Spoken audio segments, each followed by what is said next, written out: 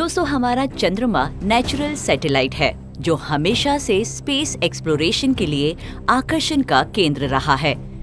1959 में चंद्रमा की सतह पर पहुंचने वाला पहला स्पेसक्राफ्ट सोवियत संघ के लूना 2 मिशन से लेकर 1969 में चंद्रमा की सतह पर चलने वाले पहले अंतरिक्ष यात्री तक, और अभी हाल ही में जब अमेरिकी प्राइवेट कंपनी इंटुएटिव मशीन्स ने अपने चंद्रमा लैंडर को चंद्रमा के दक्षिण की ओर ओडिसियस में सफलतापूर्वक उतारा, और अब दुनिया की दो सबसे बड़ी महाशक्तियां रूस और चीन चंद्रमा पर कुछ क्रांतिकारी स्थापित करने के लिए एकजुट होंगे।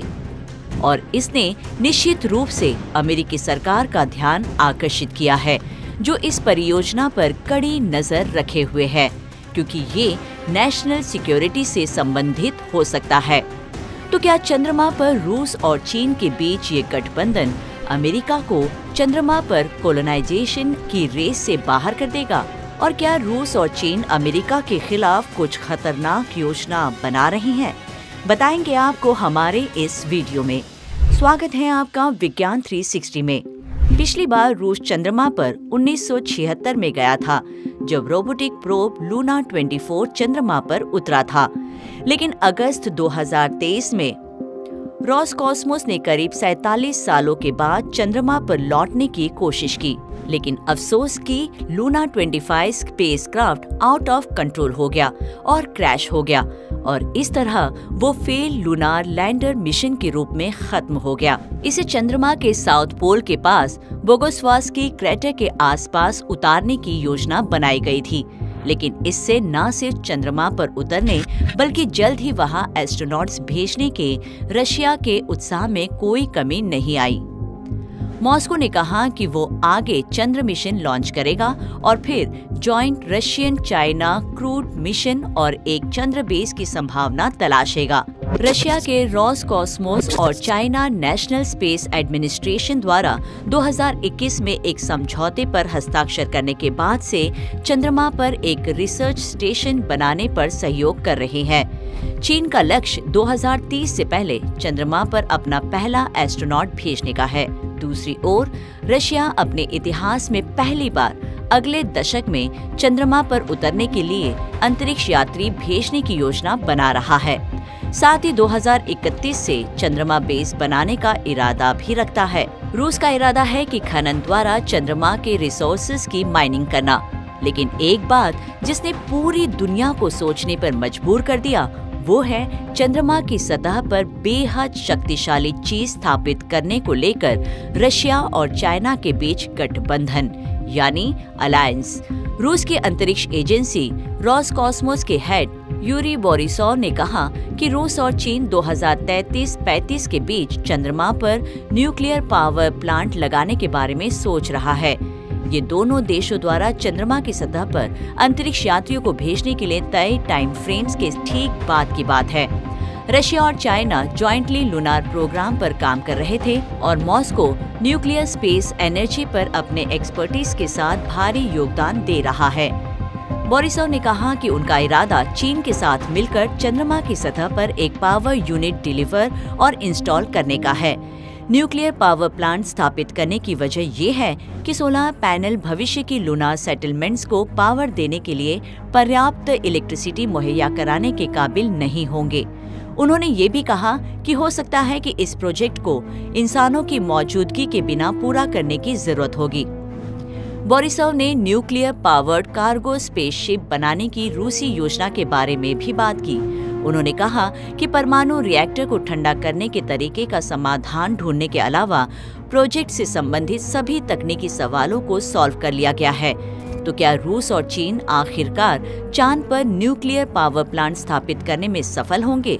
इसके अलावा क्या इसकी वजह से अमेरिका भारत या जापान के साथ रणनीतिक गठबंधन बनाएगा, जिन्होंने चांद पर सफलतापूर्वक रोवर उतारे हैं, ताकि इसी तरह के न्यूक्लियर पावर प्लांट उनकी तरफ से स्थापित किए जा सके? ये जानने के लिए हमें करना होगा इंतजार। वही चीन की बात करें तो लाल ड्रैगन ने अंतरिक्ष में प्रभुत्व यानी स्पेस डोमिनेंस हासिल करने के लिए कुछ बड़ा ही रचा है। अमेरिका और रूस की तरह चीन भी सभी क्षेत्रों में नंबर 1 बनना चाहता है, चाहे वो ट्रेड हो, टेक्नोलॉजी हो, मिलिट्री हो या फिर अंतरिक्ष।